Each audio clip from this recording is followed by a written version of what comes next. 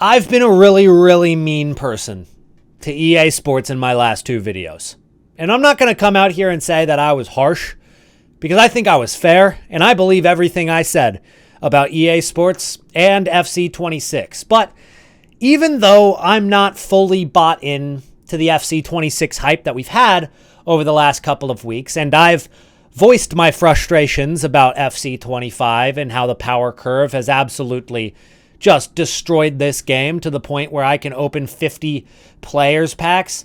And I mean, it doesn't matter how many special cards that I get in this pack. I don't feel anything. It just doesn't matter anymore. I just packed Ruud Gullit, one of the most iconic icons in the history of Ultimate Team. And at this point, he doesn't even sell at 96,000 coins. I mean, that's what they've done to this game. And I've voiced my frustrations about FC25. But I'm not going to come out here and say that it's the worst game I've ever played. Because one, I've played FIFA 19. And it doesn't get worse than that. And two, there are some aspects of FC25 that I actually liked. And that I think should return to FC26.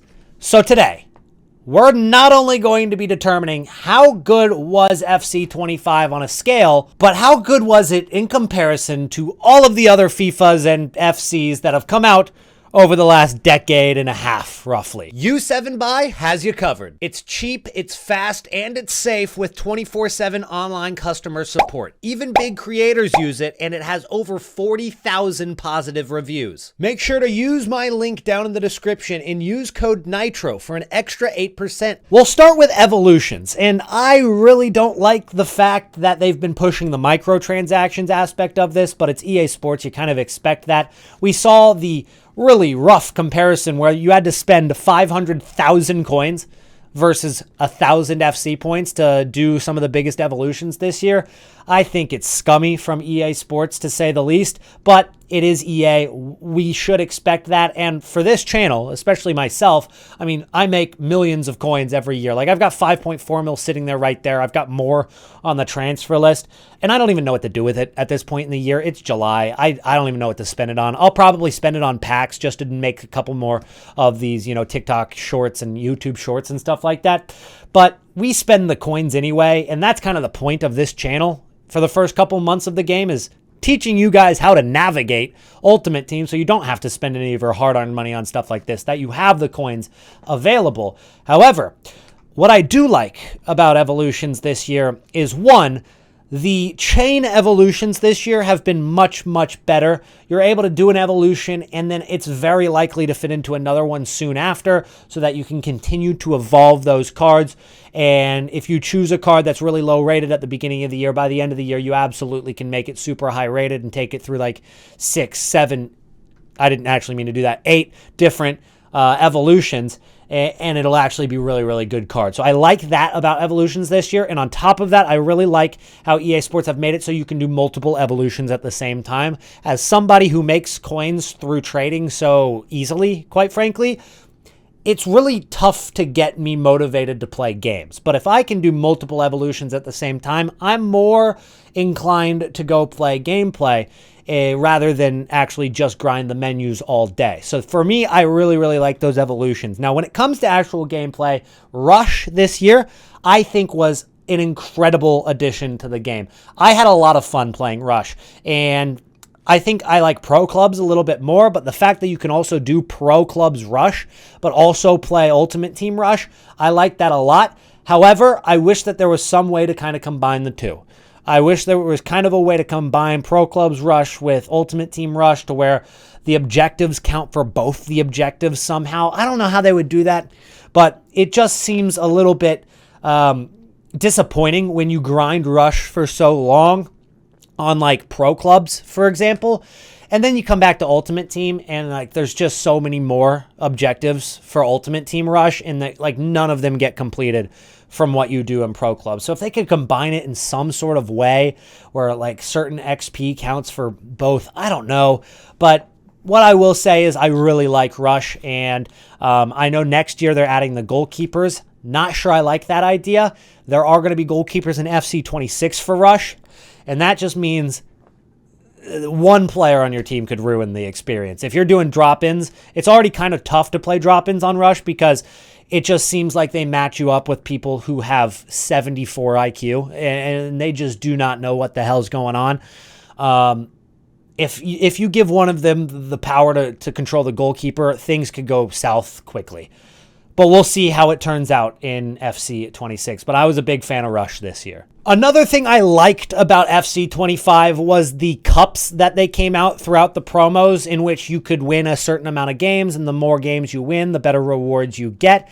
I don't love how low they cap some of them, especially given the fact that most of the objective rewards aren't like insane, right? And so they're making certain players who are pretty good, they're usable in game, but it's not like they're overpowered, almost unattainable. Like you have to win 24 out of 25 games or 24 out of 30 games in a cup just to get there. And most people are going to win about half, especially given the fact that it is it is skill-based matchmaking, which I heavily dislike. But I do like the cups and the idea of the cups. It is something that gets me playing gameplay, which, again, it's tough to get me to get into the game sometimes. It's really tough to get me to actually want to play gameplay. And you guys know my opinion on gameplay. I don't think it's been very good this year. But let's compare this to a couple of the other games that I've played for Ultimate Team and for FIFA in general. I actually started in FIFA 11, but I didn't play Ultimate Team that year, so I don't really want to include it in the list, although FIFA 11 I liked it, but everybody kind of likes their first FIFA. So I'm kind of biased about 11, and so I just thought I'd just leave it out of the ranking. But we'll start with FIFA 12. And then we'll work our way up to FC 25, and I'll tell you guys where I rank that in comparison. So FIFA 12 was, some people would throw it into the golden age of Ultimate Team and FIFA, and I think that's fair. It was good. You had the Brasilvers. You kind of had a lot of the first things of Ultimate Team take off. Of course, you had the KSI Road to Division 1 starting in like 12, 13-ish. And it started to take off on YouTube, and the popularity started growing a lot. But for this one, I'm going to put it in B tier. I think it's right down the middle, personally. It was a good game. I wouldn't put it at great yet. Of course, this was like pre-good content in Ultimate Team. You weren't seeing very much going on in terms of special cards yet, which is okay. Like, of course, you don't want too much like we have right now, but you still want a little bit. So looking back, it was really good, especially for its time, and I think FIFA 13 I'm going to throw in the exact same category. So I'm going to put those both in B tier. Now, FIFA 14 was my the first game I loved for Ultimate Team and for FIFA. I think that FIFA 14 was brilliant from start to finish. It was one of the only iterations of this game that you picked up on day one, and you were still playing on the last day of the game going into the next year. And they didn't need any preseason promo to keep you on. That game was just genuinely good. And of course, it was heavily helped out by the fact that the World Cup mode came out in FIFA 14, which was one of the most fun experiences I've had in any collection card game. Like, you can put any card collecting game. I think FIFA 14 was the pinnacle of collecting cards. It was incredible. And it was what I would say the Ultimate Team experience should live up to be. That is an A+ right there, and that's the highest ranking. So A+, A, B, C, D, F, depths of hell. That's how we're going to rank it today, guys. So hopefully you understand kind of the criteria that we're looking at to get into these rankings. So let's go ahead and take a look now at FIFA 15. FIFA 15, also pretty good game, but what we have to remember about FIFA 15 was that EA Sports were having huge issues with their transfer market on Xbox and PlayStation. Really, cards started to skyrocket in price. There was this coin glitch that people were exploiting, and there were certain accounts that were getting so many coins. And what happened was the most expensive cards in the games, the ones that were actually like meta, like really usable cards, the good ones, the rare ones, they skyrocketed to extinct at 15 million coins. And a lot of the other cards just dropped in price because when you have so many coins in the game, people are ripping packs, and so supply of the common cards goes up and the price goes down. So the market was a mess in 15, and EA Sports somehow took that market and made it 10 times worse by introducing price ranges. It was a disaster. Like, if you didn't play FIFA 15, it was like living through the pandemic of FIFA. That's what it felt like. It's the best comparison. Like, if you tell your children what it was like to live through the pandemic of 2020, it's like you can't really describe it to them without them experiencing it, right? That's how I felt with FIFA 15. Nonetheless, the gameplay was actually decent this year, even though it was pretty pace heavy. And of course, the Gervinho Doumbia Barbo combo was very prevalent that year. It was a fun game. I played it from start to finish, but I'll be honest, during FIFA 15, I went back to play FIFA 14 World Cup mode a good bit. I was still going back to that game. For that reason, it's going in A. It could have been A+ had EA Sports been just mildly competent with how to run their transfer market. That's all. It could have been A+. Next up, we have FIFA 16. Now, FIFA 16 may have been the most boring game that I've played ever. They came out with FUT Draft in FIFA 16 right at the beginning of the year, and that was cool for like a week, and then we waited 51 weeks for the next game to come out. It was boring, which kind of sucks because gameplay in FIFA 16 was okay. I was actually really, really good at FIFA 16. It was definitely the best I've been at a FIFA. I was actually pretty good. I was winning Division 1, which was kind of like the rivals of the past. You just worked your way up divisions. And then, I would win Division 1 in FIFA 16. I've never really been a Division 1 player in any of the other games. But I was really good at that game. But it was just so boring. I'll be honest, it sucked. Like, I didn't want to log into that game at all. And I'm going to put that in F. Like, I'm not even exaggerating. You guys might think, C or D. I think it was an F. Like, I know that we have too much content now. There was nothing to do in that game. There was absolutely nothing. Like, even just grinding the divisions, like, it barely gave you any coins to get anything. And it just felt like the only thing to do was go to the store and buy FIFA points. Like, that was the only thing that there was there to do. And I don't do that. Like, as you guys know, I haven't bought FIFA points since FIFA 14, so that was the last time I bought FIFA points. And then in FIFA 15, I went on a boycott, and when I do that, I never go against my word. I've not bought any FC points since then, so it's been over a decade now, and if the only thing to do is buy FIFA points, then it's just not for me. Next up, we had FIFA 17. This was a very important year for EA Sports because PES and Konami started to actually grow. And even though PES was pretty relevant in like the mid 2000s, late 2000s, they kind of fell off when FIFA 12, 13, and 14 and 15 came around because EA Sports and FIFA just took over. But when FIFA 16 was out, everybody was bored. So what people started to do was actually go back to PES, and PES started growing. eFootball 2017 was like, or what was it, PES 2017 at the time?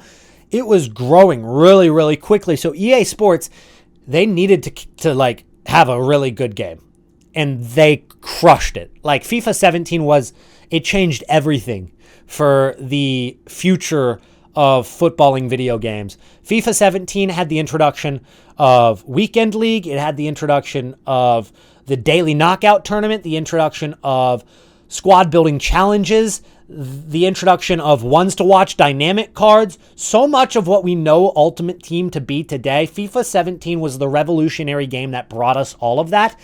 It was perfect. And on top of that, the promos had an incredible balance. Every month kind of had its own promo, but you also had time to settle in, use some cards for a little bit, and actually enjoy the cards that you've packed in the previous promo, and don't have to worry about them being outdated right away. FIFA 17 was an A+, and I'm going to put it ahead of FIFA 14. That was an incredible, incredible game. Next up, we had FIFA 18, and FIFA 18, EA Sports, I think, just hyped it up a little bit too much. And in fact, FIFA 18, right at the beginning of the game, may have been the best gameplay I've ever played in FIFA. It was so smooth and responsive. It was actually a lot of fun. And for the first time, I was like actually just wanting to get on the game to play the gameplay. It took about 2 weeks for EA Sports to come out with a patch for FIFA 18, and gameplay was never the same. It was clunky for the rest of the year, ever since they came out with that update. I don't know why they ever did that. Nobody was complaining. In fact, they got more praise about gameplay than they'd probably ever had before, and then they just nuked it for some reason. I don't understand it. Now, it was like FIFA 17.2 in terms of the content and how the cycle went. You had people like Yasser Qureshi, who was like a live content producer for EA Sports.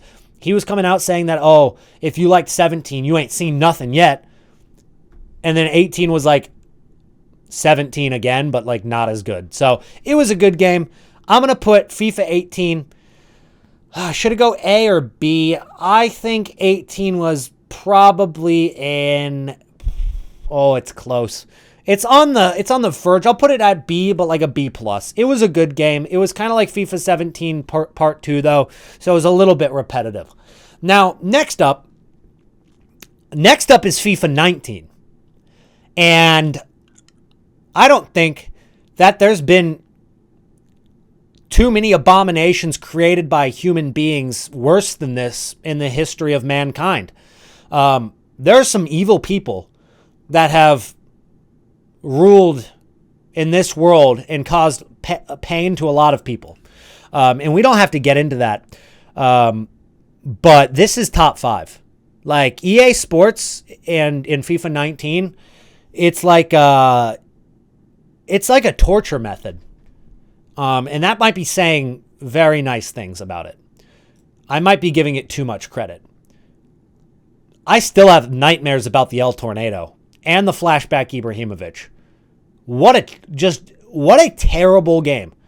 And what happened was the gameplay was so unbelievably bad. It was unplayable gameplay that they started to hide behind throwing content at you. This was the first year that they really accelerated the content to where it was almost nonstop. I mean, you had promos all summer, you had summer heat, you had all that stuff, and they just threw stuff at you. They were like, hey, if you're not going to play the gameplay, we'll give you some reason to get online. We'll give you something to do because I know you don't want to play the gameplay. We'll give you a promo. We'll give you an SBC. We'll give you anything. Just log in. And that's really what spiraled FIFA into what it was today, is I think how bad FIFA 19 was, because I'll be honest with you, we never reached this peak again. We never have an A+ again. We never have an A. I don't know if we even ever have a B again. Because FIFA 20 came out, I was an EA game changer at this time. I got to play FIFA 20 early. That was when Volta came out, and I was there. I got to play Volta early, which sucked. It was so bad. It got binned off real quick, and Rush is now a lot better. But FIFA 20, it's just D. It's like it was decent in terms of promos. Gameplay was not that good. It was a D, and it's not that memorable either, quite frankly. You had Ben Yedder, who was very OP that year, I remember, and I didn't really love it. It was a game that I could have played a lot, because that was obviously when the pandemic happened, but I just went and played Warzone instead, and I stopped playing that game pretty early. Next up, FIFA 21. I think it was an improvement on 20. I think we started to go in the right direction with FIFA 21. Gameplay felt a little bit better to me, but it wasn't like an incredible improvement. And when you're coming off of 2 years that haven't been very good, FIFA 19 was so bad. FIFA 20 was also bad. FIFA 21 needed to be what FIFA 17 was. It needed that comeback. It needed that revolutionary feel. And even though it wasn't a bad game, it wasn't a good game.